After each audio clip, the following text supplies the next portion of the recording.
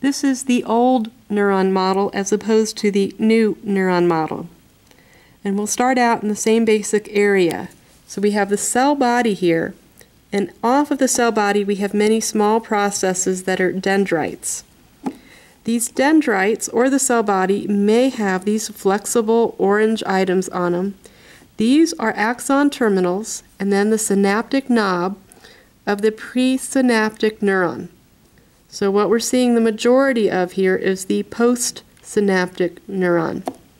So the synaptic knobs release vesicles that stimulate receptors on the dendrites and cell bodies of the postsynaptic neuron. Now I'm going to take off the clear covering and look inside the cell body. The coloration here is different than in our previous model. So in the very center with the two red dots we have the nucleus with the nucleoli.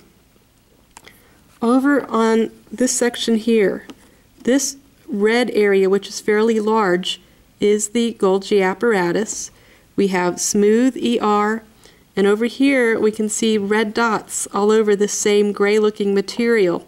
This is our rough endoplasmic reticulum, a chromatophilic substance or Nissl substance. We have vesicles in yellow here, and some of these smaller red items that are in here are meant to be mitochondria. Now if we take this model and we follow it down, this is our axon here. We also can see mitochondria inside of here, and there would be vesicles moving down this axon as well. Covering the area where our cell body narrows into the singular axon, we have the axon hillock and the neurofibrils in here, which help give that axon hillock shape and structure to narrow it down. This is where our axon is now cut so we can see the openness inside, but again, this is that same axon over here that will continue all the way down. So here we have two Schwann cells. We can see the nuclei of our Schwann cells in the neurolemia very nicely. We can see layers, many layers to our Schwann cells. This is the connection spot here.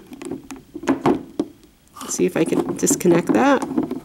Between two different Schwann cells, so this is the node of Ranvier. It may not be as clear as in the previous model, but yes, the axon is open at this spot for saltatory conduction, so the signal from up here can jump to here and to the next node and the next node. Around the outside of that we have this gray material, and you can get the idea of fibers in here. This is a connective tissue layer called the endoneurium. And I believe I've covered everything. If I haven't, please let me know. But again, myelin sheath is made up of all the layers of the Schwann cell itself. Let me know if I've missed anything. Thank you.